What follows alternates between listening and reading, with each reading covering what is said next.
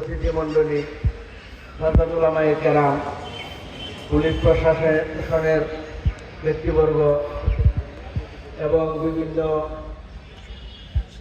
সাহিত্যবাদী,